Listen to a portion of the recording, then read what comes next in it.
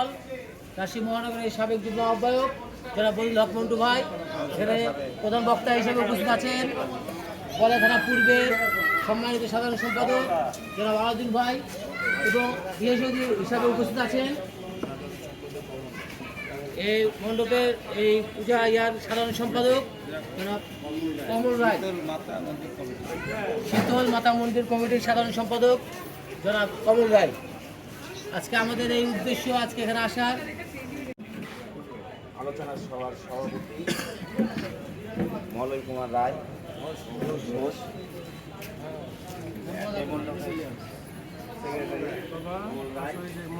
আজকের প্রধান অতিথি রাজশাহী মহানগরের সাবেক যুগ্ম আহ্বায়ক জনাব ফজলুল হক মন্টু ভাই, সাধারণ সম্পাদক আলাউদ্দিন ভাই।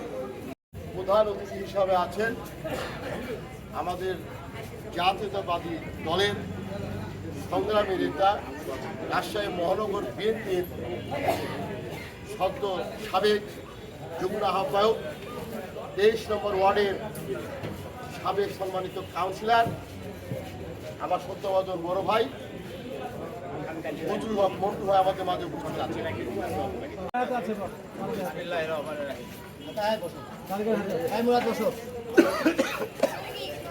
সেক্ষেত্রে আমি শীতলপাতা মন্দির কমিটি আয়োজিত আজকের এই আলোচনা সভার সম্মানিত সভাপতি আমার প্রাণপ্রিয় ভাই, দীর্ঘদিন একসাথে করেছি, আমার ভোটও হয়েছে একটু অন্যদিকে ঘোরাবো, সামনে যাবো। হ্যাঁ, ভাই সেক্রেটারি কমল সরকার, কমল রায়, ও আমার ভোট পেয়েছে আর সবাই মিলে আপনার ভোট দিয়েছিলেন বলে নির্বাচিত হয়েছে।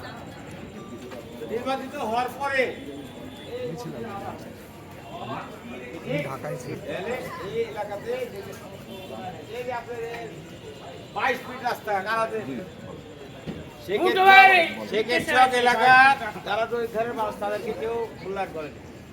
প্রথম পরিকল্পনা ছিল আমার ওই যে ওখানে হাসপাতাল আর এই যে অবৈধ ব্যবসা হয় না, আমার একজনের বাচ্চা হবে, এখন ওখান থেকে নিয়ে এই যে রাস্তাটা আমি আলো ভর্তিতে বের করতে চেয়েছিলাম, যাতে ব্রিজ সহ ছিল, ব্রিজ হলো না।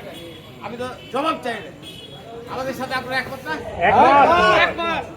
তাহলে আমার আরো পরিকল্পনা ছিল, ও এই যে আপনার 110টা রাস্তা পেয়েছি, 78টা ড্রেন পেয়েছি 5 বছরে, যেটা 25 বছর হয়।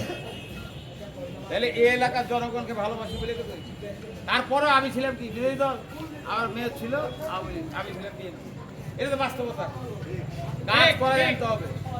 সবাই কাজ করতে পারে না। সিটি কর্পোরেশনে আরে কাউন্সিলর সে তো জনগণের কাছে পায় না, টাকা পয়সার বিনিময়ে এই সমস্ত লোককে নেতৃত্বে নিয়ে আসে। এটা সঠিক না? আপনাদের কাছে আগামী দিনে ভালো লক্ষ্যে আপনারা নির্বাচন করবেন। আমি ভোট করবো না, আমাদের মতন আমার মতন আরো অনেক ভাই আছে না যারা ভালো কাজ করতে পারবে তাদেরকে করবে। আমি তো এখন বড় জায়গায় চলে গেছি, আর বড় জায়গায় যাবো। কাউন্সিলর তো ছিলাম একবার, সব মিটে গেছে। এখন আপনারা ভালো লোক রাখেন, কাছে যারা এই বন্ধুর মতন কাজ করবে তাদেরকে বাছে একজনকে দরকার, যাতে এলাকা জনগণের পাশে সুখে দুঃখে থাকতে পারে। যেমন আমি ছিলাম রাত্রি 3টার সময় মোবাইল করে আপনারা আসিনি,